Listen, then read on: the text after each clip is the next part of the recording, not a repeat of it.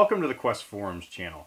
I wanted to talk about something today that's sort of specific to the experience of American Christians, or at least of Western Christians, where we sometimes, I've at least come across some people who have sort of questioned the sincerity of their own faith on the basis of something that we do find very frequently in the New Testament. And I'm not going to go through all the examples of that, but just as a sample, there's Romans 8:17, where it says that we're the children of God, and we're also the heirs of God and co-heirs with Christ, if indeed we suffer with him, so that we might be glorified with him. And so we have a lot of places in the Bible where it talks about the fact that sincere Christianity is going to be a Christianity that experiences persecution, that we are going to be willing to suffer for being identified with Christ. And so this does present a problem for American Christians, because we don't suffer to the extent that a lot of other Christians have throughout history and even throughout the world today. We are not beaten for what we believe, or thrown into prison, or murdered for identifying with Christ. And so this does sometimes make us wonder, is there something wrong with us that we do not go through these things in kind of a paradoxical sense? So I wanted to offer just a couple things that I hope will be comforting in a way. First of all is the necessity, I would think, of having a place like the United States, or at least the place that we have in God's providence. That, yes, there are, throughout the world, a lot of people who are suffering for Christ's sake. And so this is a place that, first of all, offers a refuge for those who can come here. And second of all, we are in a position to be able to do good for our brothers and sisters, that we have the freedom to speak and the wealth to act in order to be an influence on the rest of the world to stop persecution. And so that's a good thing to be able to have, and so we should celebrate and appreciate what we can be. But the other element is that I do think we actually can undergo a form of persecution. Now, it's certainly mild, and I don't mean to say that there's a comparison necessarily to be made, as so much as a similarity, and again, a sign of our sincerity, that we don't have a counterfeit faith that it feels like a lot of people worry about. And it has to do with the fact that in the United States, yes, we are not physically harmed for what we believe, but we are mocked for it. I had a friend recently, he lost a job that he loved, and that when he was thankful to God for having received it.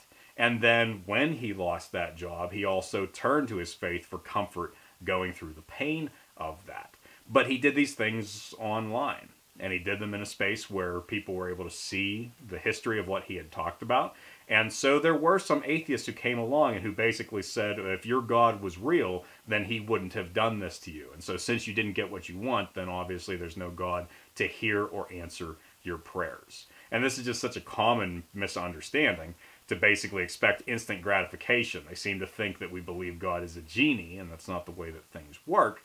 But there is something that this is very similar to. And if you recall from the study of Mark that we finished up a few weeks ago, that this is part of what Jesus went through in Mark chapter 14 and chapter 15, where he was spit on while being told to prophesy, and that he was beaten by soldiers who were pretending to kneel to him and treat him as a king. And then when he was being crucified, he was again mocked and told to come down from the cross. More people who were expecting instant answers and instant proof for Jesus to show that he was who he claimed to be, and if he didn't in that moment, then they weren't going to believe, all because they had no intention to believe under any circumstances. And yet that is precisely what Christ did. He had prophesied his death, burial, and resurrection, which he then accomplished. And he did not maybe walk off of that cross, but he did walk out of that grave. And because of that, because of what he has shown himself to be, there's going to be a day when everyone is going to kneel to him, and it won't be so funny to a lot of people anymore in that moment. And that's because God vindicated him. And God's vindication does not work on our timetable, it works on his. It's the same experience for my friend who is showing his trust in Christ, not in the circumstances of his own life. And it's the same for the rest of us. And this is something that does, again, it shows that our faith is real. Because if we know that even in our society that these are the things that we're going to go through, but we still proclaim the gospel, we still live out of our faith, then we are going to be suffering something. Again, it's not going to be physical pain, but it is going to be the emotional pain of being an outsider, being made to feel like less of a person, which is the goal of this type of mockery. And when we undergo that for Christ, we are suffering for him, and we are showing that we belong.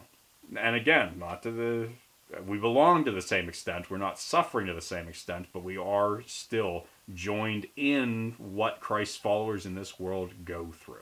And so hopefully understanding that will be a source of encouragement to you. Now, if you have any thoughts on this, or maybe a similar story that you want to share, or if you just have some follow-up questions, go ahead and leave those down in the comments. Thanks very much for checking out this video, and until next time, keep looking up.